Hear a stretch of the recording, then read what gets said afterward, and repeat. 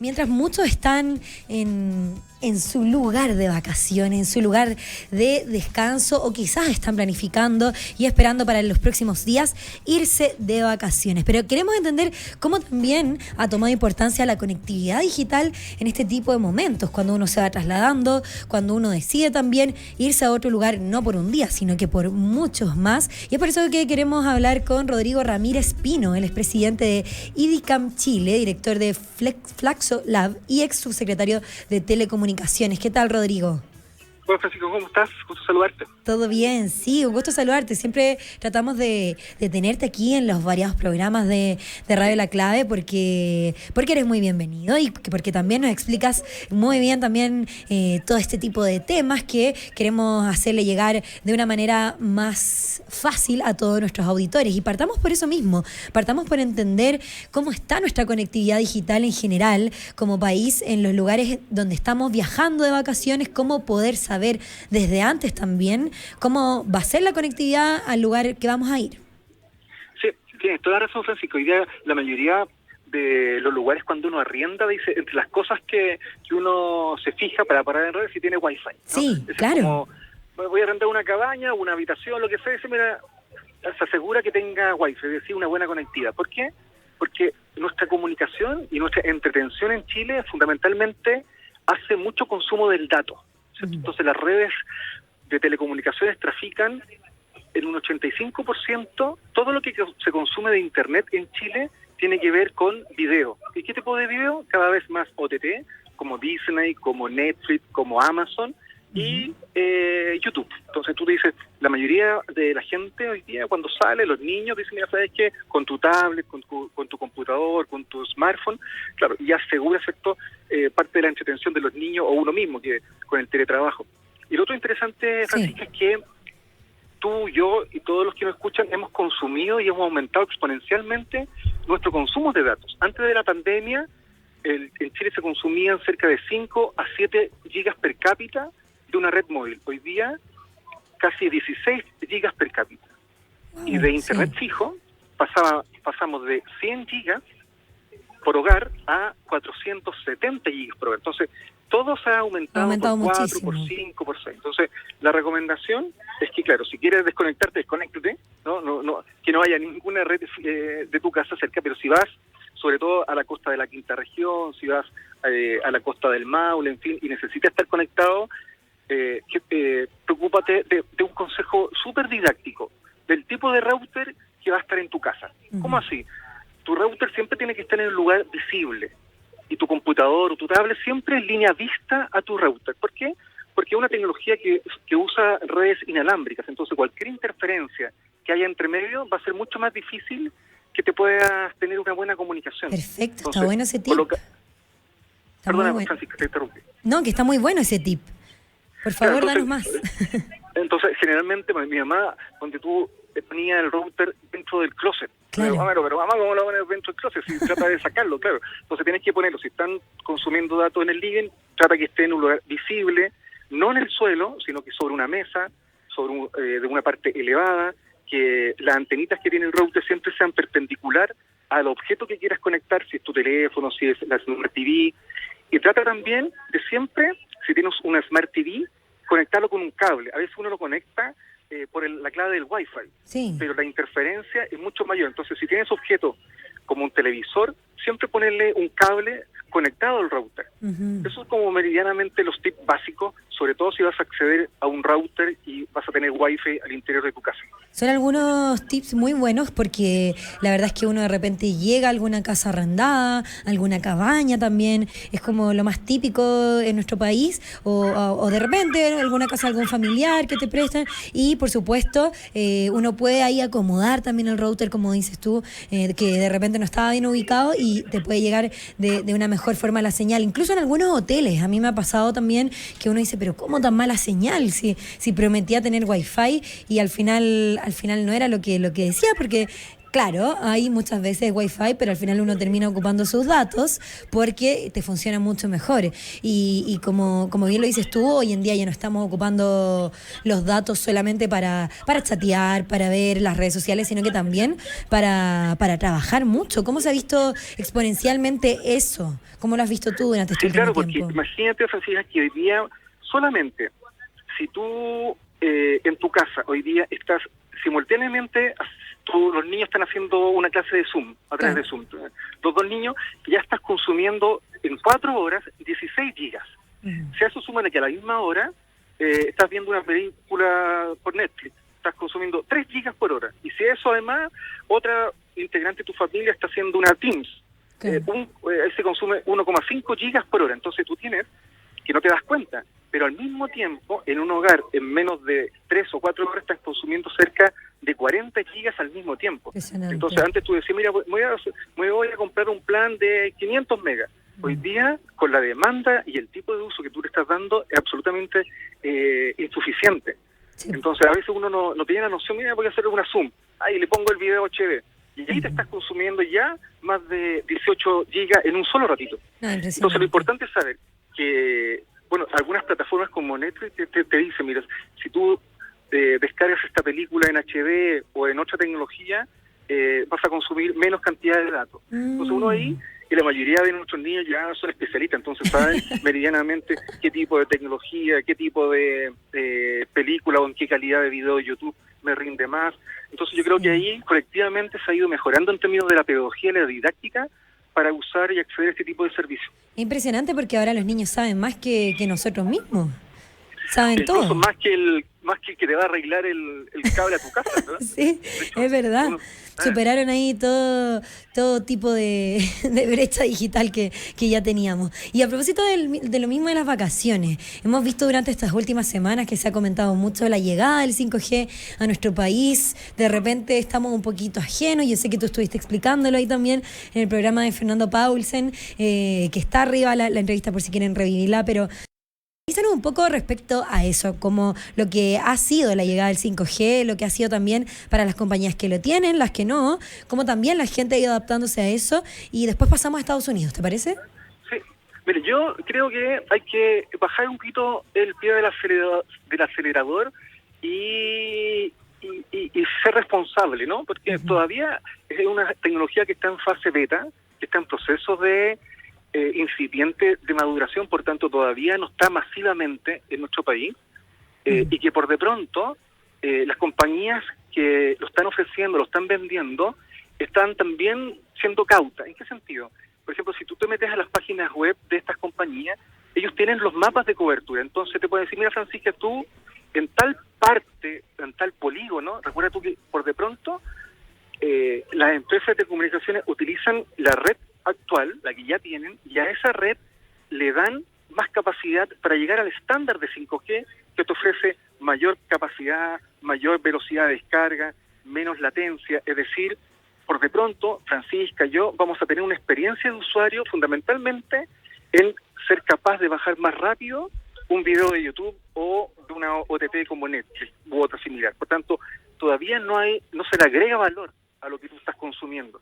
Si tú eres un usuario de un teléfono móvil, además tienes que tener ciertos tipos de teléfonos móviles, que en Chile son 14 modelos, y que tienen un precio bastante elevado, ¿no? Sobre el palo, sobre 1 millón. Chuta. Entonces, es la fase 1, ¿no? En la prefase, podríamos decir. Los teléfonos móviles, para que sean masivamente adquiridos por todos, tienen que llegar a un nivel de maduración de un precio razonable donde uno pueda adquirirlo. No todas las zonas de cobertura de las compañías tienen hoy día disponible 5G, y también 5G teóricamente está pensado fundamentalmente para ser aplicado en industrias, para mejorar la producción de una minería, de la industria logística, la industria portuaria, en fin. Por tanto, todavía estamos en una fase beta. La sociedad chilena no está para letras chicas, para que te vendan algo que definitivamente vas a quedar defraudado.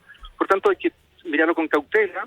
Vamos en un buen camino, en términos de que todo lo técnico, tecnológico se ha despejado, las licitaciones, el uso del espectro. Entonces, por de pronto, la expectativa para ti y para mí hay que tomarlo cautela. Todavía lo que tenemos es bueno, ¿no? Y que ya cuando haya valor agregado, a tu plan de datos, ahí yo creo que va a ser masivamente más asequible para las personas. Perfecto, tenemos que esperar entonces un poquito, ser pacientes porque, claro, ya llegó, pero como bien lo dices tú, hay que estar ahí pacientes respecto a eso. Y los que no están muy pacientes son los estadounidenses, porque estuvieron ahí comentando mucho, sobre todo los que están más ligados al mundo de las aerolíneas, de los aeropuertos, porque, claro, cuando a uno le dicen, cuando uno se sube a un avión y te dicen que tienes que apagar los celulares, es principalmente por eso, porque podría generar interferencia en el momento de la comunicación, entiendo, tú lo puedes explicar mejor, pero en el momento de la comunicación que se tiene con el piloto, y ahora con el tema de los 5G se nos complica mucho más. ¿Cómo ves tú eso? Mira, yo creo, honestamente, Francisca, entre tú y yo, yo creo que es un gran papelón norteamericano. Ya. ¿Por qué?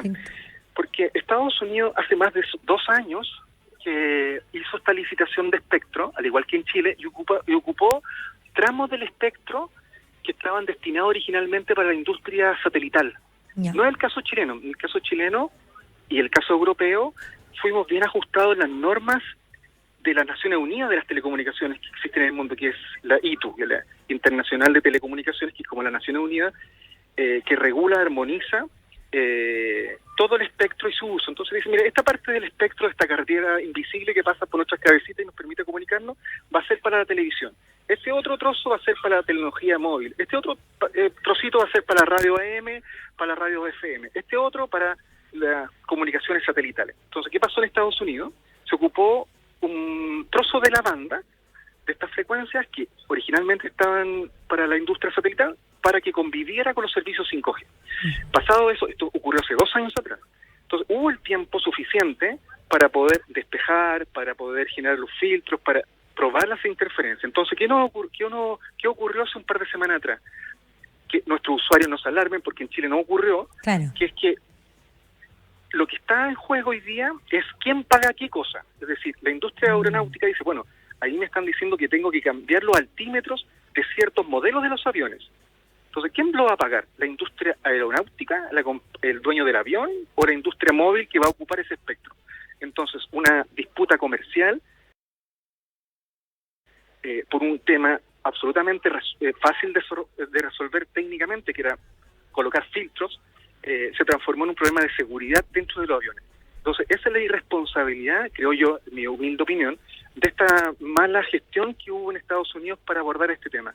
Porque a pesar de que ya había tiempo, que se había claro, visto esto hace tiempo. Técnicamente, Francisca, la industria de telecomunicaciones tiene que lidiar con la interferencia. Claro. Es parte de lo que se hace. Tú dices, mira, ¿sabes qué?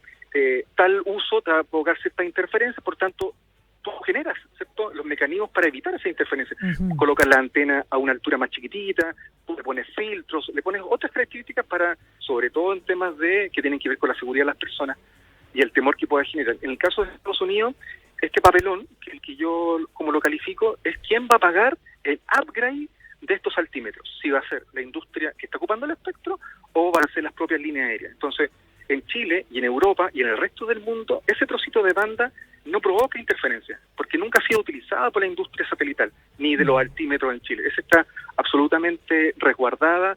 Hay bandas que cuidan, se llaman bandas de guarda, las que protegen cosas una banda con otra. Entonces, en Chile, tanto la Dirección Aeronáutica como la Subtel, que tienen grandes equipos técnicos, eso lo supo resolver a tiempo.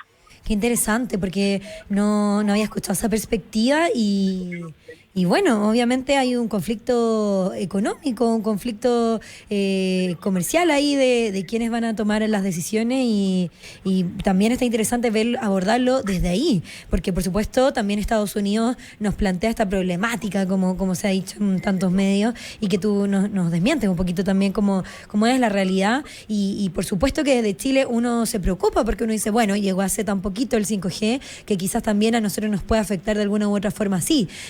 Vamos a tener que ir esperando nada más con el tiempo a cómo esto se va resolviendo, al menos allá, y también en algún momento cómo vendría llegando para acá, me imagino.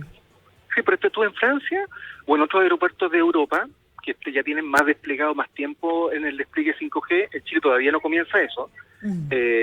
Recién están las primeras pruebas para usuarios. Todavía no se despliega masivamente, por tanto no hay ningún riesgo por de pronto. En Francia y en otros aeropuertos de Italia, de Inglaterra, lo resolvieron súper fácil. Pusieron las antenas de 5G más bajas, ¿Ya? a una altura muy baja, por tanto no provoca ningún tipo de interferencia con los altímetros, que es lo que dice Estados Unidos.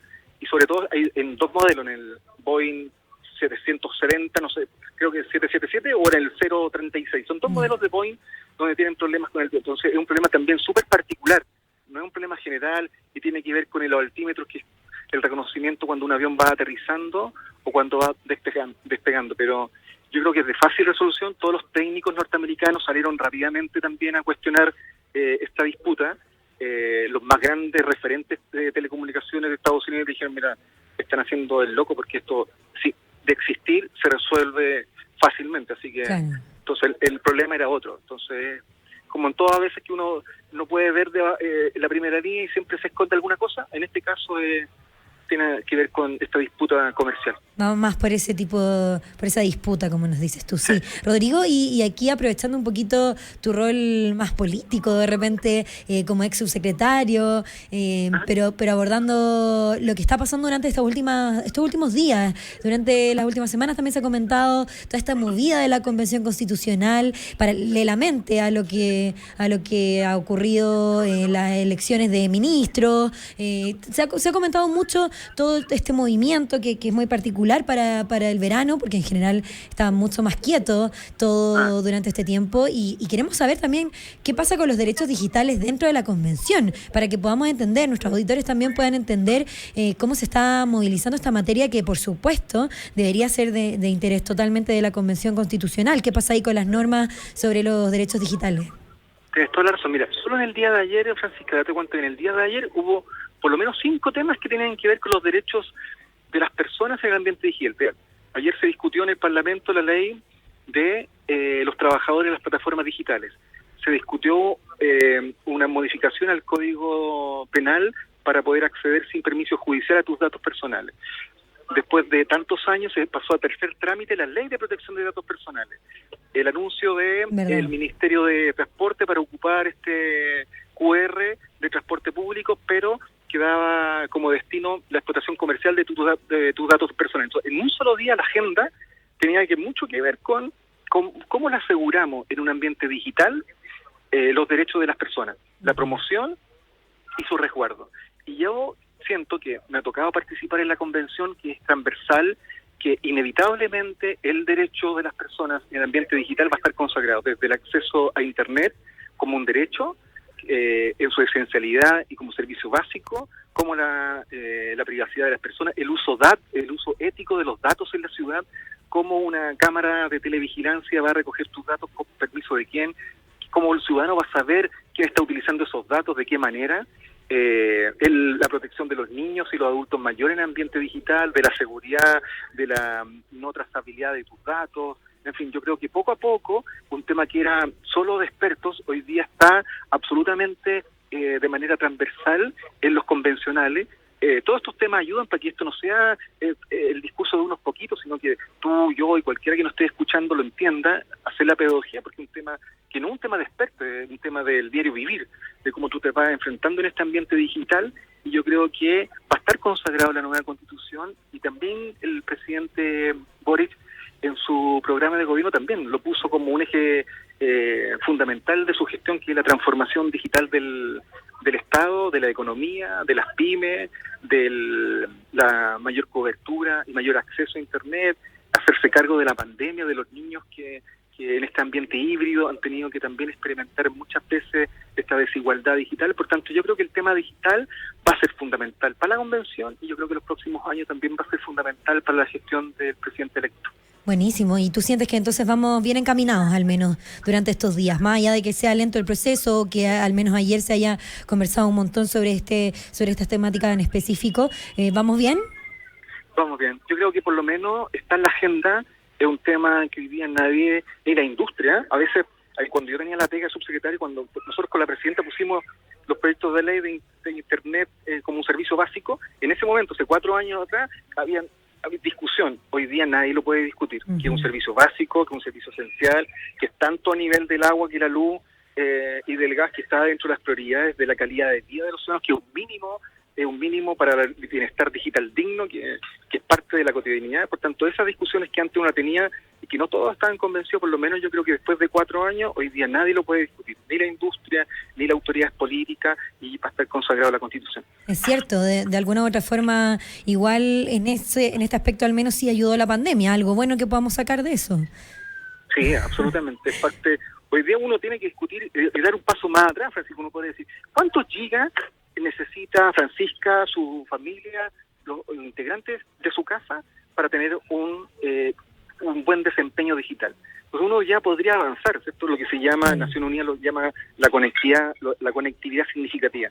¿Cuántos gigas per cápita? ¿Qué tipo de aparato digital? ¿Qué tipo de conectividad necesita cada persona en el país para poder tener un buen desempeño digital de manera masiva? Entonces yo creo que podemos ir avanzando paulatinamente, si vamos corrigiendo todas estas desigualdades, que todavía hay muchas personas que no disfrutan de los beneficios de la tecnología, y paralelamente ir avanzando también en ciertos estándares que nadie lo pueda discutir como sociedad. Por supuesto, lo importante es que vamos avanzando y también queríamos ver tu perspectiva de todo este tipo de temas. Desde las vacaciones hablamos de la conectividad, pasamos también por el 5G, las interferencias y qué tiene que ver con Estados Unidos, las decisiones, y bueno, terminamos ahí con la Convención Constitucional, que por supuesto ahí tiene esta patita política, pero que es muy necesaria para todo nuestro país. Queremos agradecerte, Rodrigo Ramírez Pino, presidente de IDICAM Chile, director de Flaxo Lab y ex subsecretario de Telecomunicaciones, por este contacto telefónico con Radio La Clave.